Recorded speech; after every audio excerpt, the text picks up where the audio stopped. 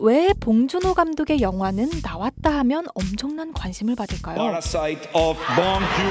지난 28일 칸 국제영화제에서 황금 종려상을 수상한 봉준호 감독의 신작 기생충의 국내 첫 시사회가 있었습니다. 제가 지금까지 시사회를 굉장히 많이 다녀봤는데요. 이렇게까지 관심을 받은 작품이 있었나 싶을 정도로 굉장히 많은 언론과 관객분들이 오셨더라고요. 제가 기생충을 보면서 느낀 건 지금까지 나왔던 봉준호 감독의 영화는 한 가지 공통점이 있다는 사실입니다. 바로 기득권 그리고 사회에 대한 문제를 밑바닥까지 파고들어 꼬집는다는 점이죠. 그 집 사모님이 뭐랄까. 그래서 기생충을 이해하기 전에 이 봉준호 감독의 전작들을 살펴볼 필요가 있을 것 같은데요. 봉준호 감독이 데뷔 초기에 제작한 지리멸렬부터 플란다스의 개 그리고 설국열차를 통해서 기생충과 그의 작품 세계를 정리해보겠습니다.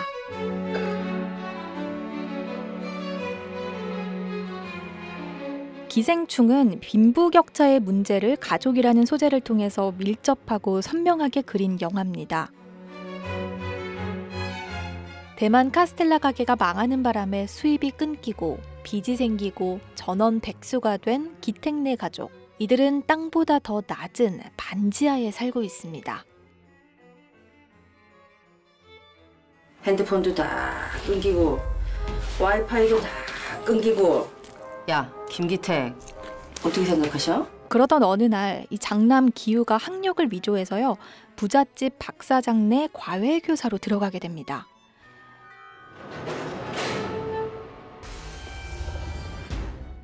딸 기정과 기택 그리고 아내 충숙도 차례로 박 사장네에 취직을 하게 되죠. 아 잠깐. 제시카, 외동딸, 일리노이 시카고 선배는 빈지 뭐 그는 이사좀. 제시카 쌤이라고 일리노이에서 오신. 동시대를 살고 있지만 일상에서는 만날 일도 없고 엮일 일도 전혀 없어 보이는 이 극과 극의 두 가족을 연결한 건 결국 돈이었습니다. 이 기택네 가족이 돈을 벌기 위해서 과외 선생님, 가사 도우미, 운전기사라는 직군을 통해 박 사장네로 들어가게 되고 이들은 마치 한 가족인 것처럼 가까이에서 생활을 하게 되죠. 하지만 기택네 가족과 박 사장네 가족은 공생이나 상생을 할 수 없습니다. 기생의 처지로 내몰릴 수밖에 없죠. 이 영화는요, 두 가족 간의 심각한 양극화를 통해서 빈부격차라는 사회 현실을 꼬집습니다. 지금으로부터 25년 전에 이 봉준호 감독이 한국영화 아카데미 졸업작품으로 만든 것이 바로 지리멸렬이라는 작품인데요. 야한 잡지를 즐겨보는 교수,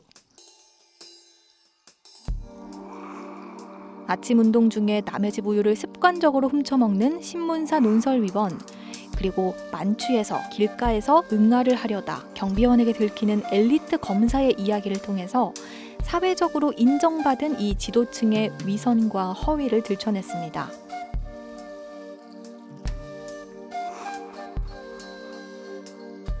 영화는 새 주인공이 무너진 윤리에 대해 이야기하는 장면으로 마무리가 됩니다. 어이없죠?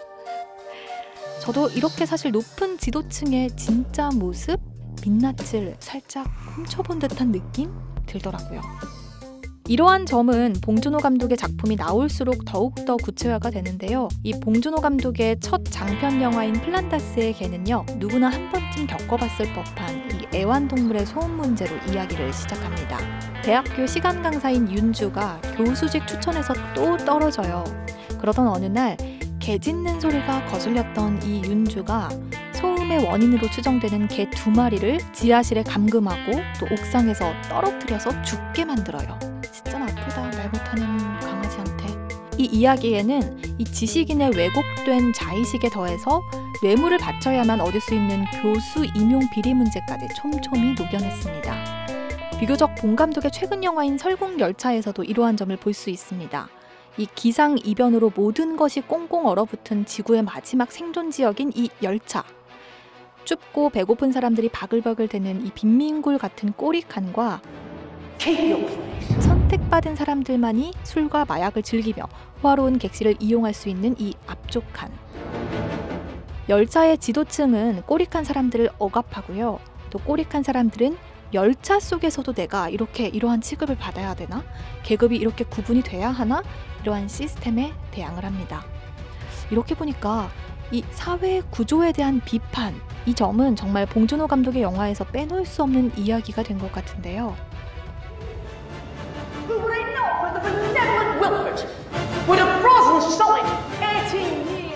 하지만 이 기생충은 과거 봉준호 감독이 만든 작품들과는 달라진 부분이 분명 있습니다. 저는 이 점이 가장 인상 깊었는데요. 괴물이나 설국열차 등에서 나타났던 서민 그리고 약자에 대한 인식과 이 기생충에 비친 빈자의 모습은 조금 차이가 있습니다. 기생충의 박사장네 가족은 부유하지만 순진한 사람들이죠. 내가 원래 선을 넘는 사람을 제일 싫어하는데.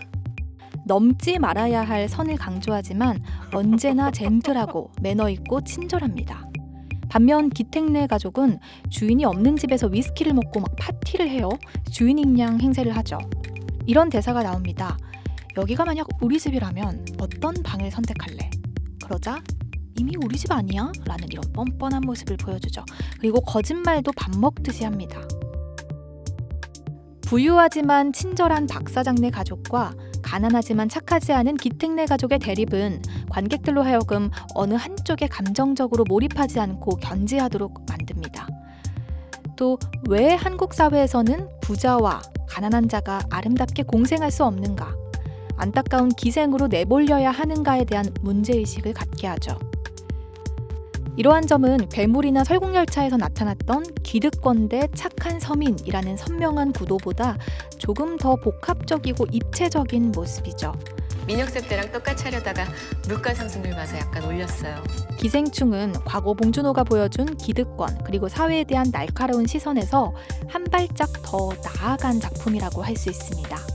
다만 괴물이나 마더 등에서 보여준 봉준호만의 은유적 표현을 좋아하셨던 분들이라면 이번 영화에는 해석의 여지가 많지 않다는 점은 좀 감안을 하셔야 될 것 같습니다. 극과 극, 이 두 가족의 이야기를 통해 빈부격차에 관한 메시지를 전하는 영화 기생충, 여러분은 어떻게 보셨나요? 그럼 저는 다음에 또 다른 좋은 영화로 찾아오겠습니다. 지금까지 DK였습니다.